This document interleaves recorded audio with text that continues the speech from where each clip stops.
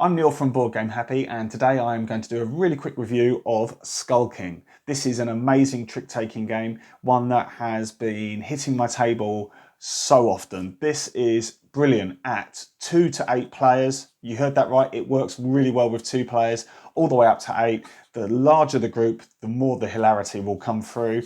This is trick-taking turned up to 11. This is one of the most trick-taking games I've ever played. The way in which each turn can be manipulated by so many different cards is hilarious.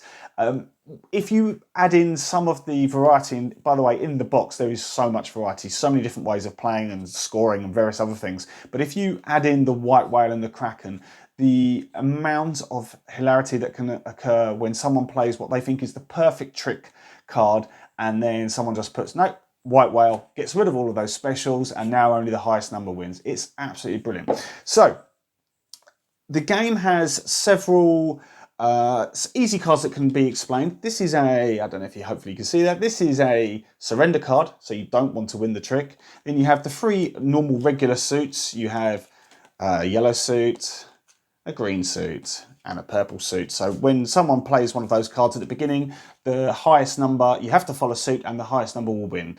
If you haven't got that suit, you can play the trump suit, the Jolly Roger. When that card is played, that will beat all of the other suits played that round. If you don't have any of the suits and you don't have a Jolly Roger, or maybe you want to play this instead, you can play a mermaid. That beats all of them, including the Jolly Roger suit. Don't get too excited though, because the pirate will capture the mermaid. So the pirate will trump all of those below it. There are 2 types of pirate. This pirate can run away or be a pirate.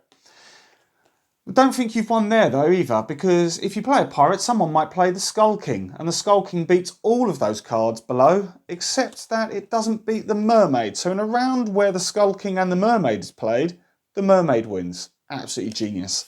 Then, like I say, if you play with the White Whale, that will get rid of all of the special cards. So that's the pirates and the mermaids, etc. That will get rid of all of them. It will turn all of the other cards white, and the highest number will win. And then last but not least, we have the fantastic Kraken. If this is played in a trick, it destroys the trick. Absolute hilarious. If these 2 are played in the same round, whichever one was played last will be the dominant. So if the Kraken was played last, it will destroy the trick. If the White Whale was played last, it will get rid of the specials, including the Kraken. So I hope that gives you a really rough idea of as to how the tricks work. It's a normal trick-taking game, with the exception of you start in round 1 with only 1 card to each player, and then they have to make a prediction as to who's going to, or how many tricks they're going to win.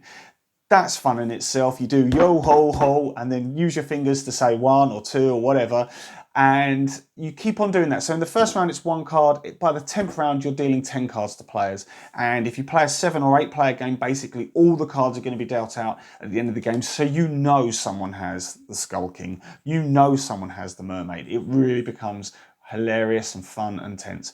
Once again, I just mentioned this previously, it works really well at 2, and that's really unusual for trick-taking games. The way it works so well is you deal a hand to the Ghost Pirate, and after the first card has been played, the Ghost Pirate always plays the next card. They don't have to follow suit, and the randomness is brilliant, absolutely brilliant. It can really scupper your best plans.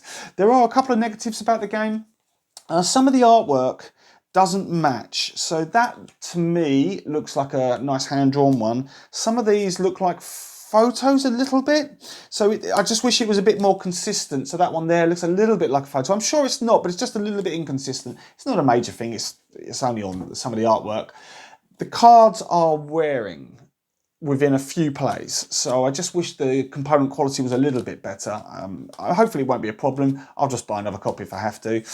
And the real only major negatives, if you're playing with someone who doesn't like trick-taking, this is not the game for them, because as I said before, this is trick-taking really turned up to 11. So you're not going to convince anyone else to play it and like it. Anyway, so that's, like I say, a really quick review of Skull King. I really like it. I hope you enjoyed my review there. If you would like to see more of my stuff, please like and subscribe. Really appreciate that.